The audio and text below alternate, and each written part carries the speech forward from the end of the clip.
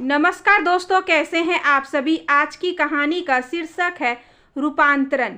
Call Chennai से था। Mister Muralidhar निरामय रोड एक्सीडेंट में घायल हो गए हैं। मैं उनका सीनियर बोल रहा हूं। मुरलीधर के स्याह होते चेहरे को देख के सर समझ गई कि कुछ अनहोनी की सूचना है। खैरियत तो है। वक्त था तेज चीख मारकर जर हो जाने का, पर मुरलीधर ने दुख कम विक्षोभ अधिक व्यक्त किया। खैरियत पूछती हो तो निरामय रोड एक्सीडेंट में घायल हो गए हैं। मधु ने कलह की होगी। निरामय तनाव में घर से चले होंगे, स्पीड कंट्रोल न कर सके होंगे। मधु का क्या हाल होगा। सोच रही होगी कि निरामय घायल क्यों हुए, मर क्यों नहीं गए। नापसंद पति से तो छुट्टी मिलती। 10 साल होने को आए, इसने उस भले आदमी को जीने न दिया। हमें अभी वहाँ जाना होगा। 10 साल पूरा 1 दशक। मधु इसरार से शादी कर कुल मर्यादा पर बट्टा लगाए। इससे पहले मुरलीधर ने निरामय का बंदोबस्त कर लिया था। केसर को आपत्ति थी, मधु को संभलने के लिए थोड़ा वक्त दो। तब तक लड़की उस मुसलमान के साथ भागकर पता नहीं कहाँ पहुँचेगी। विवाह वेदी पर थी सुर झुकाए मधु और गर्व से भरा सम्मोही सा निरामय। अग्निकुंड में मधु के सपने, कल्पनाएं, इच्छाएं और अनुभूतियां धुआं धुआं हो रही थी और निरामय का उत्साह परवान चढ़ रहा था। उसने हनीमून के लिए सिंगापुर का पैकेज बुक किया था। सिंगापुर की रौनक और रोशनी में दाम्पत्य की चमकती गाथा लिखने को आतुर अनुरक्त निरामय और विरक्त मधु। उसके व्यवहार से निरामय उब जाए, त्रस्त हो जाए और भड़क कर कह दे, तुम जहाँ से आई हो वहीं लौट जाओ, और वह इसरार के पास चल दे। क्या मैं खुश नहीं हूँ? पूछकर आप मुझे दर्द दे रहे हैं। सुनिए, मैं बिल्कुल खुश नहीं हूँ। आपसे पहले इसरार मेरी ज़िंदगी में आ चुका है, पर निरामय की तबीयत को क्या कहिए। इतना स्पष्ट सुनकर भी नहीं भड़का। होता है मधु, प्रेम कब किससे हो जाए कोई नहीं जानता। थोड़ा भी गुस्सा नहीं आ रहा है। ऐसा तो नहीं है कि इसे भी किसी से इश्क हो और उससे शादी न कर सका हो। ऐसा है तो इसकी और मेरी महत्वाकांक्षा और लक्ष्य एक ही है। यह अच्छा मौका होगा जब यह अपनी दिलरुबा के पास रवाना हो जाए और मैं इसरार के पास। मधु ने बड़ी उम्मीद से पूछा, आपको कभी किसी से प्रेम हुआ है? अपनी सूरत ही ऐसी नहीं, मुझसे भला कौन इश्क करेगी। मैं आपका हाल पूछ रही हूँ। मैं तुम पर मर मिटा हूँ। मेरी वास्तविकता जानकर राय बदल दे। कोई चांस नहीं। तब मुझसे तुम्हारा कोई कमिटमेंट नहीं था। तुम इसरार से प्रेम करने के लिए आज़ाद थी। उससे शादी करने के लिए भी कानूनी तौर पर आज़ाद थी, पर शायद हिम्मत न कर सकी। तो आपको बुरा नहीं लगा? मुझे किसी ने कहा है उन बातों पर ध्यान दो जो सुख देती है। तो मुझे खूबसूरत पत्नी मिली है, मुझे अच्छा लगा। इतना उपेक्षा और तिरस्कार के बाद भी यह बुरे चेहरे वाला आदमी धन्य हुआ जाता है कि खूबसूरत पत्नी मिली है। इस अभिव्यक्ति को मधु ने हास्य की तरह देखा। मधु के असमंजस खत्म न होते थे। निरामय के साथ रहने की आदत नहीं डाल पा रही थी और जिस घर में उसने इतने बरस गुजारे थे वहाँ जाना नहीं चाहती थी। वह बार बार मायके जाने की जिद ठान लेती थी तो इसलिए कि निरामय भड़क जाए, पर ऐसा हो न पाता। मधु का बार बार आना मुरलीधर को अनुचित लगता था। केसर, मुझे लगता है मधु सामंजस्य नहीं बना पा रही है। कोशिश कर रही है। यदि वह शादी से साफ मना कर देती या भाग जाती तो हम कुछ नहीं कर सकते थे। अनिच्छा से ही सही, उसने हमारा मान रखा तो हमें उसे सहानुभूति देनी होगी। तो तुम्हारी सहानुभूति पाने के लिए आती है। समझाओ लड़की को कि निरामय की भावनाओं की कद्र करे। हमने मधु की भावनाओं की कद्र की। मैंने तब कहा था, फिर कहती हूँ, उसे थोड़ा वक्त दो। तब तक यदि शादी टूट गई, तलाक हो गया तो मेरी पोजीशन मिट्टी में। और मधु ठीक सामने थी। पोजीशन? पापा मुझे विदा कर आपने अपनी पोजीशन बचा ली ना? कभी सोचा है वहाँ रहते हुए मैं किस तकलीफ़ से गुजरती हूँ? नापसंद आदमी के साथ रहने का उपक्रम कैसे करती हूँ? आपको मेरे घाव न तब दिखे थे न अब दिखेंगे। मेरे आने से आपकी पोजीशन बिगड़ती है तो अब नहीं आऊँगी। मधु लौट गई। सामने कोई लक्ष्य नहीं, महत्वाकांक्षा नहीं, प्रयोजन नहीं। दिन भर निष्क्रिय परी निरामय को कोसती रही। निरामय फिक्रमंद रहता, किसी दिन ऐसा ना हो जाए कि वह शाम को घर आए और मधु जा चुकी हो। वह ऑफिस से 2-3 बार फ़ोन करता। जिस दिन निरामय को घर लौटने में देरी होती, मधु कामना करने लगती, एक्सीडेंट हो गया हो तो मुक्ति मिले। माता पिता को सुना दूंगी कुंडली मिलाकर। कमाऊ देखकर, बड़ा सोच विचार कर तुम लोगों ने जो खसीब चुना था वह मर गया। मैं आज़ाद हुई। इसरार अब भी मेरे इंतज़ार में है। उसे यह हद दर्जे का विचार न डराता था, न शर्म से भरता था, बल्कि निरामय जब कहता मुझे लौटने में देरी हुई, तुम्हें फिक्र हो रही होगी, तब मधु निर्ममता से कह देती नहीं हुई। निरामय शांत बना रहता। मधु की तुनक बढ़ जाती। यह भड़कता क्यों नहीं, हंगामा क्यों नहीं करता? जब देखो तब सरेंडर। क्या इसमें कोई ईगो, स्वाभिमान, आत्मसम्मान जैसे भाव नहीं है?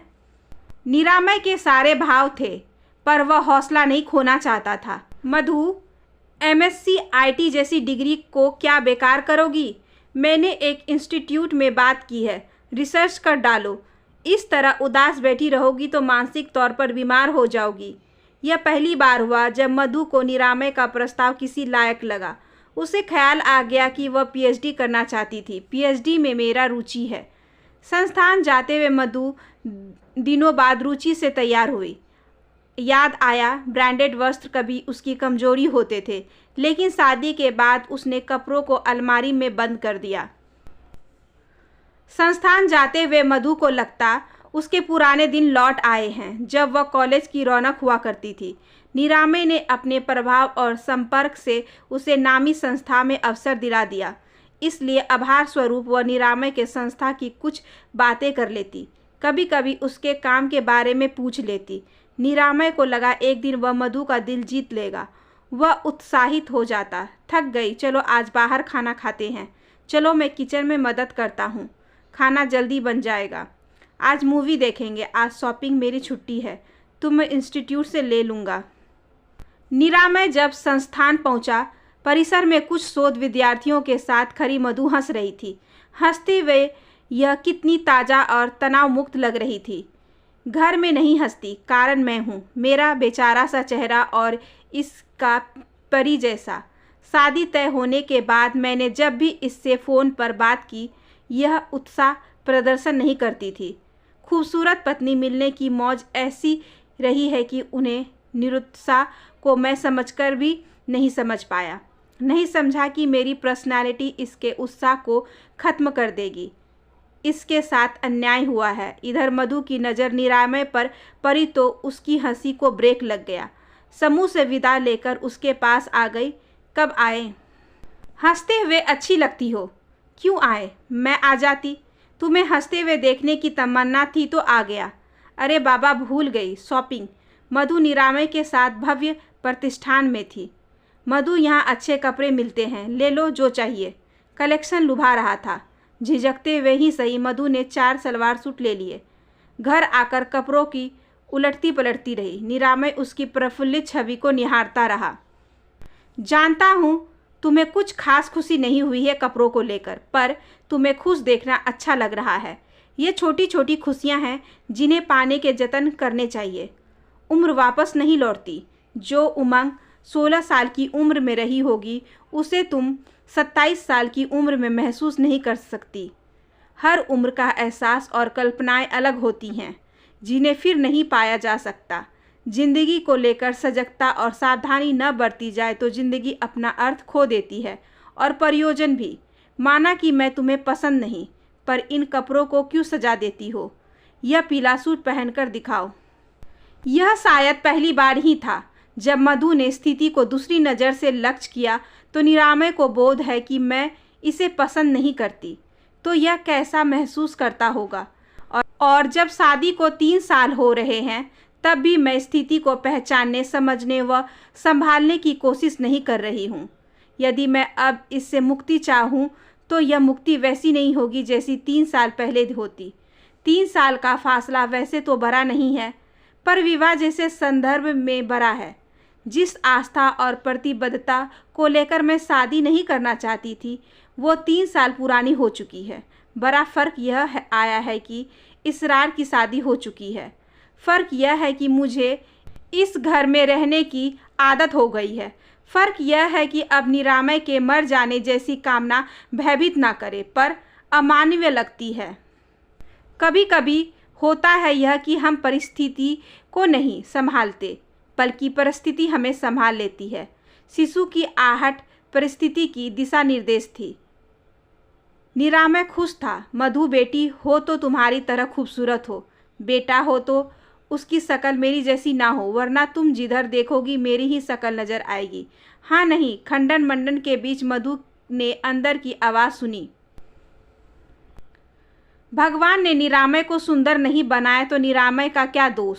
इससे मेरी शादी हुई है, यह इसका दोष नहीं है।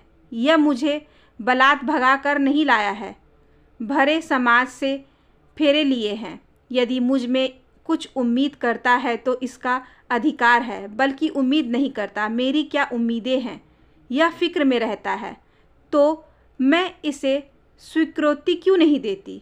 यह सामने नहीं होता तब इससे सहानुभूति होती है, सामने होता है तब लगता है तालमेल सही रखने की दिन भर की जो तैयारी की थी बेकार हुई। असमंजस खत्म क्यों नहीं होते? जेनी के जन्म पर केसर आ गई थी। केसर ने मधु के असमंजस भांप लिए। मधु, अब निरामय ही नहीं, ये बच्ची भी तुम्हारे साथ जुड़ गई है। यही तुम्हारा परिवार है। दूसरा विकल्प है हो तो भी उस विकल्प को अपनाने में तुम्हें सामाजिक, मानसिक व पारिवारिक परेशानियों का सामना करना पड़ेगा। भीतर कुछ दरकेगा। निरामय इतने भले हैं कि ममता होती है। तुम अपनी बौखलाहट को नियंत्रित करो। बाहर से कुछ दिखूं, भीतर से कुछ रहूं, यह हुनर मुझ में नहीं है।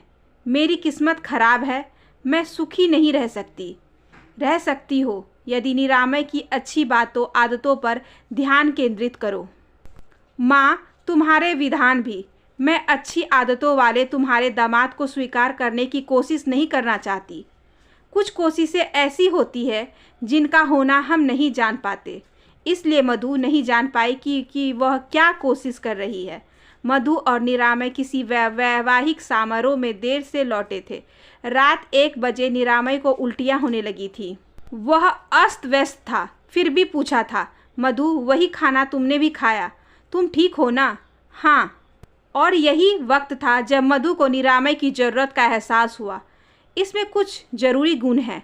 माँ ठीक कहती है, निरामय की अच्छी आदतों, अच्छे स्वभाव, अच्छी बातों पर ध्यान दो।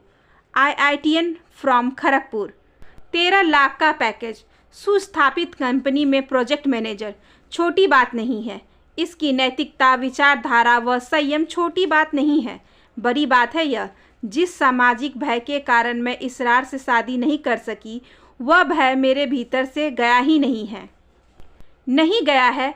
इसलिए इस व्यक्ति, परिवार व संसार को छोड़ नहीं सकूंगी। छोड़ते हुए भीतर कुछ दरकेगा। अब जेनी और 6 माह की रैनी भी मेरे जीवन का हिस्सा है। कहा जाता है वात्सल्य भाव इतना प्रबल होता है कि बच्चों को ममता देते देते स्त्री हर किसी के लिए ममतामयी हो जाती है। मैं कितनी निर्ममता से निरामय के मर जाने की कामना करती रही हूँ। अब वह कल्पना डराती है। यह न होगा तो जिंदगी में बहुत कुछ ना होगा। मैं इसे अब भी बहुत पसंद नहीं करती, पर यह तो खुद को पसंद करता होगा। जेनी रैनी तो इसे बहुत पसंद करती है। इसकी माँ और बहनों को तो यह अच्छा ही नहीं, खूबसूरत भी लगता है। तो जिए माँ बेटा। 5 बहनों का भाई, बच्चियों का पिता। मधु अनायास भगवान के सामने थी। ईश्वर निरामय सक्रिय और सेहतमंद रहे। जब मैं इन्हें स्वीकृति देने लगी हूँ, इन्हें कुछ नहीं होना चाहिए। स्वीकृति कितने %? यही खुलासा होना था सिंगापुर में। मधु के आंदोलन ने नरम कर देना निरामय की कामयाबी थी। पूछा था, मधु, इतना तो मैं जान गया हूँ कि अस्वीकार करते करते तुम मुझे स्वीकार करने लगी हो। बताओ मुझे कितने % स्वीकारोक्ति मिली? तुम अनुमान लगाओ। 50%? 100% क्यों नहीं? 100% स्वीकृति कहीं नहीं होती, इसलिए होते हैं मतभेद, वैमनस्य, टकराव, अभाव। मधु, इसी का नाम जिंदगी है। हाँ, स्वीकृति का मामला उलझा हुआ है। स्वीकृति का प्रतिशत जानना चाहते हो तो एक बार फिर सिंगापुर चलना होगा। यद्यपि वह जो वैवाहिक सी शुरुआत हमने यानी मैंने वहाँ की थी, उसे याद कर मुझे शर्म आती है। फिर भी वहाँ जाना चाहती हूँ। यह अनुभव पहला नहीं होगा। पहले अनुभव को मैंने जाया कर दिया, फिर भी जाना चाहती हूँ। तुम ठीक कहते हो, उम्र लौटती नहीं, इसलिए उसे भरपूर जी लेना चाहिए। प्रशासनिक क्षण थे वे। निरामय ने मधु को प्यार से देखा। इसके साथ जो भी विरोध रहे, आत्म प्रताड़ना से भी गुजरी है, अपने आप से संघर्ष करती रही है। इसके सामने असहनीय परिस्थिति थी, पर पलायन नहीं किया। इसी बात पर गुलाम का सलाम कबूल लीजिए। सिंगापुर का प्रस्ताव अच्छा है। एक अच्छे प्रस्ताव को निष्फल कर देने के लिए थोड़े से अभिशप्त क्षण पर्याप्त होते हैं। निरामय सुबह ऑफिस के लिए निकला था, पर लौटा नहीं। कार जिसकी देखभाल वह खुद से अधिक करता था, पिचक कर डरावनी हो गई थी। ड्राइवर कह रहे निरामय का चेहरा पहचाना नहीं जा रहा था। स्तब्ध मधु दृश्य में होकर भी दृश्य में नहीं थी। नहीं जानती बच्चियों को किसने संभाला, निरामय का शव कैसे घर लाया गया, किसने परिजन को सूचना दी, कैसे दिन बीते, कैसी रातें बीती, नहीं जानती। माँ और पिताजी कब आए, किसने उसे कमरे में पहुँचाया।